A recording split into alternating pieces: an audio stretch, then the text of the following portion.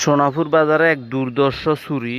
দোকানের টিন কেটে দোকানের ভিতরে চোর প্রবেশ করে দোকানের লক্ষ লক্ষ টাকার মালামাল এবং টাকা পয়সা যাই ছিল সব কিছুই নিয়ে গেছে।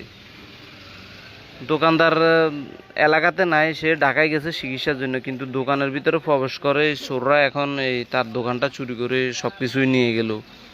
আসলে সোনাপুর বাজারে প্রায় টাইমে চুরি হয়, মনে হয় 100-র উপরে দোকান চুরি হয়েছে এই পর্যন্ত, কিন্তু বাজার কোনো কমিটি, ভালো কোনো কমিটি নেই, বাজারে কোনো নিরাপত্তা প্রহরী নেই।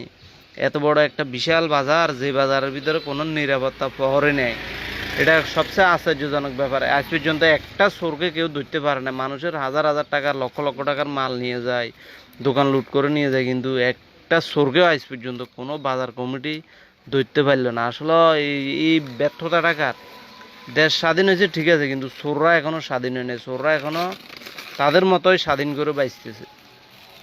এত বড় একটা বাজার, জয়েরি ইলেকট্রনিক্স, এখান থেকে কালকে রাত্রে যে চুরিটা হলো, বেচারার দোকানে যে কিছু মাল ছিল, যাই সম্বল ছিল, কিন্তু চোররা সব কিছুই নিয়ে গেছে।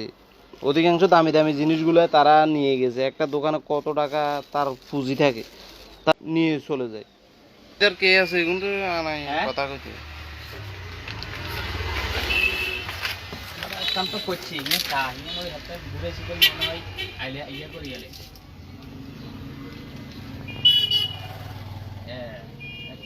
দোনো না ইয়ে করেন না, ঘুরে নিলে মানে চলেন না, ওই হাতে আগে দুটি মনে হয় এটা ইয়ে